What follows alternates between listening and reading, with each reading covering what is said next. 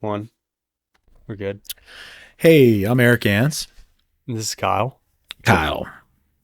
We work on a lot of projects together in the home performance field here in Maryland. And this is our second podcast. And we want to try to tackle a topic that is coming up here that we see basically every summer. And that is that most people are complaining about hot upper floors. So we were talking and we've come up with a list, Kyle and I, of 6 reasons that are probably contributing to your hot upper floor. So if you have this problem, then you definitely want to keep listening to this podcast. So Kyle, start us off. What is number 1? What is the first thing that you see out there that is causing this problem? I'd say leakage from the attic area. Okay. So I can't say how many times I've gone up into an attic and like shuffled the insulation around to see huge holes leading into the house from the attic area, whether it be like wall tops of the walls, penetrations, wire holes, stuff like that. That's just like built a ton of dirt up along the outside of the insulation, and just like a lot of room for like air to move through. So just take a step back here. Tell me, when you say wire holes, what do you mean? Yeah. So like whenever you see a switch in any room in the house or any kind of like fixture, overhead fixture, ceiling fan, bathroom fan, a light even, or a recessed light, there is a connection point with the attic and then the switch, right? The switch has to put the power somewhere, so the switch will run through the wall and up into the attic and then to the ceiling fan or bathroom exhaust fan or light fixture or recessed light that's up in the attic. Gotcha. So then there's like that pathway, right? That pathway where it leads into the house from the attic, Gotcha. allowing heat to come into the second floor. Right. Right. It's huge. Yeah, huge. So solution for those things would be sealing it with like fireblock foam or a chaseway. If it's a chaseway, let's say chaseway is like a dead space that holds plumbing or anything really, ductwork, making sure that it has something over top of it to stop the air movement. Ooh. A common chaseway would be a chimney for a fireplace. Yeah. So that's another good one. Right. Yeah. Right. And that's usually like a huge gaping hole, right? Right. We'll build like a 12 by 12 chimney, and then they usually have to have at least like 6 to 8 inches of clearance on the outside of it. No insulation is touching it. And then open void that leads directly in the house, sometimes all the way to the basement. If it's a 2-story house and you have a fireplace in the basement, it'll lead all the way to the basement. Yep. And it's a huge thing. Yep. Oh. All right, cool. Let's go with number 2 here. It's going to be my turn to step in here. And the second thing that we came up with in terms of what we're seeing out there that is causing hot upper floors, what do you think it is? You guessed it. Insulation. Insulation. If insulation's job is to slow the transfer of heat, and if your attic is got the roof covering it but the sun beating on it all day, and what are you getting coming through the shingles? Radiant heat building up in an attic. Where is that heat going to go if there's not enough of a barrier between the attic space and the inside or the top floor? It's going to come right into the house. So insulation and air sealing, number 1, of course, go hand in hand to combat this problem. Those 2 things alone are going to take you a long way. All right. So number 3, what you got, Kyle? Ducts. Yeah, ductwork. Yeah, and usually in like the chain of thought, like to see like the more obvious stuff, right? Attic insulation and the air sealing portion are things that you can visually see once you pop your head into the attic. Ducts, however, are very challenging to figure out if there's issues with, right? So it could be 2 things. It could be ducts in an unconditioned space, so like a cantilever, right? If there's ductwork that bumps out into a back bump out that you have on a house, or front bump out, however it bumps out. You have the opposite temperature air affecting the ductwork that's inside of the cantilever if it's not insulated properly. Right. Or you have pressure issues.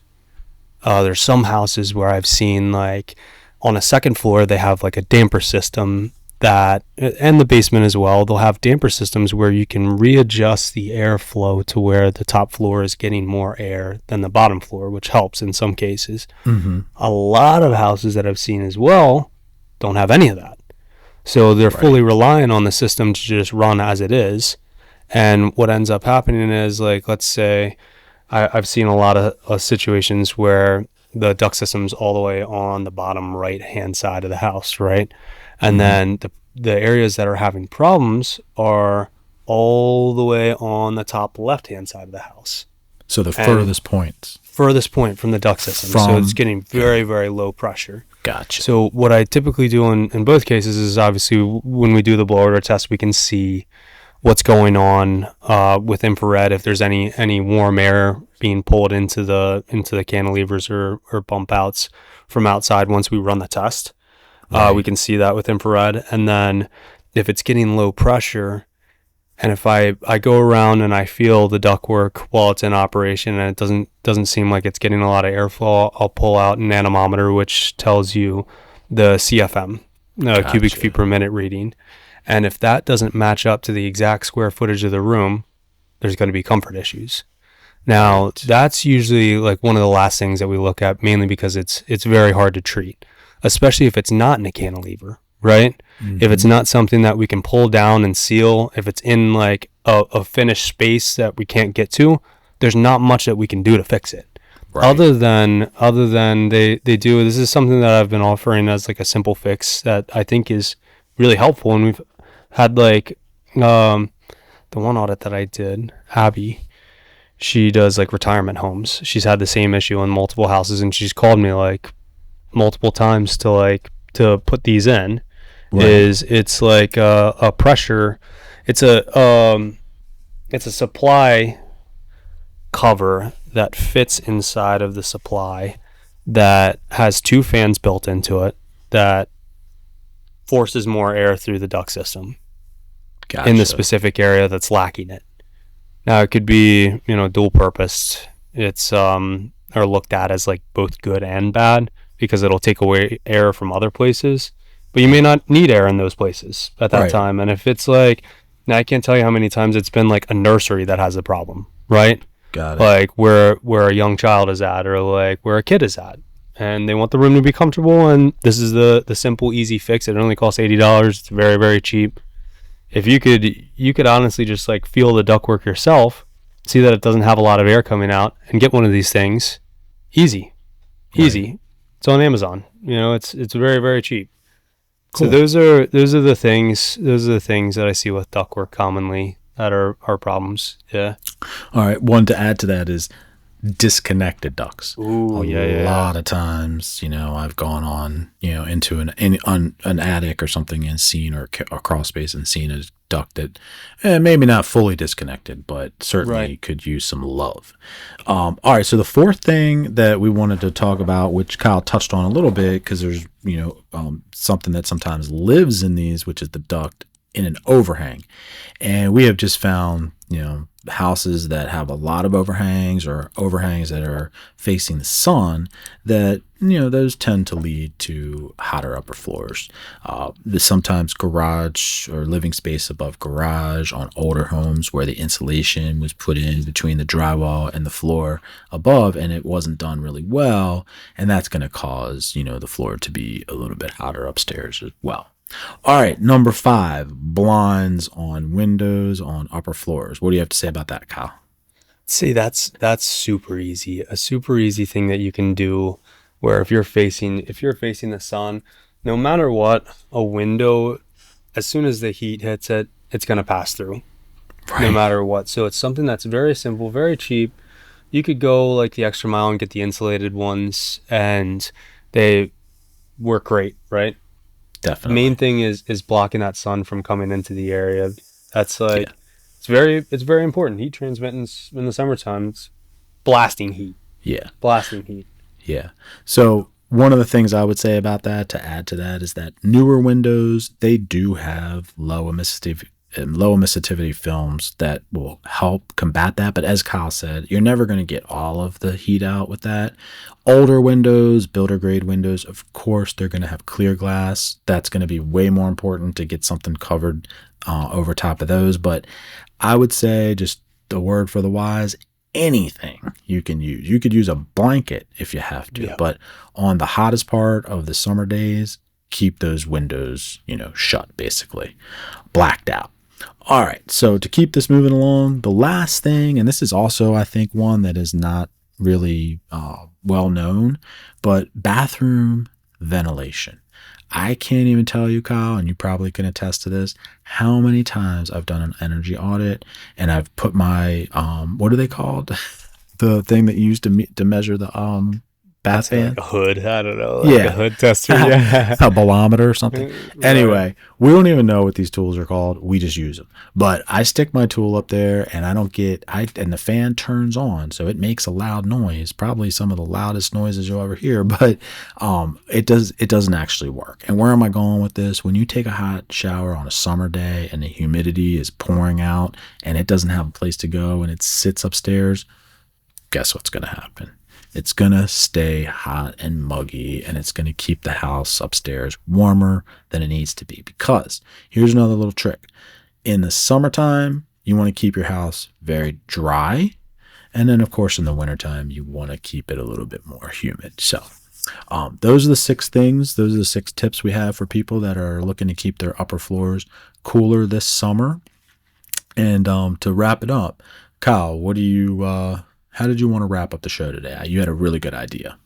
Oh, I wanted to talk about, so all of these things that we're talking about have rebates attached to them. If you're in the Maryland area and it doesn't matter what territory you're in, BGE, Pepco, there are rebates if you get an energy audit done, which helps you point out these problems. If you can't visually find them on your own, it'll help you point out the problems and then attach a rebate to them based off of the money savings.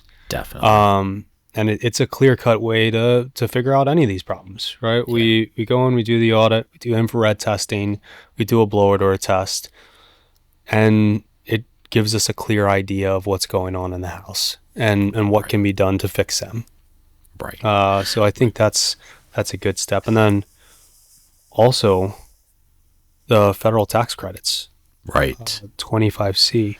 So there's tax credits for, windows, doors, insulation, pretty much everything when it comes to energy conservation and energy efficiency. Yes. Yeah. So, and I want to add to that too, because I think this is one thing about the tax credit that I think is really cool. And we just listed 6 things that a person could do to make their house more comfortable in the summer. You could do 2 things this year, get a $1,200 tax credit. And then next year, you could do 2 more things and get another $1,200. Every year, it resets. Do you understand that to be the tax credit too, Kyle? Do you know? Yeah. I was just talking to someone on the phone before about it. No. It was a JES lead, and she was talking about she just did crawl space, and I said, if you might want to wait until like next year to do like the attic insulation. That way you get like the second $1,200. That way it's you get more for your money ultimately. Yeah. And the way that I want to kind of wrap all this up, because we're pretty much out of time here, is that if you think about it, the things that we just said, the things we're talking about, they have incentives attached to them, and the question is why, and that is because they provide a return on your investment. They are going to save you money. And not only that, the other benefit, of course, is better comfort. So, thanks for listening. Kyle, any parting words? No. I think we've covered all our tracks. Yeah. Cool. Yeah. Well, this is a great second episode, and we'll get to working on the third one as soon as we can. Thanks for listening. Yeah. See ya.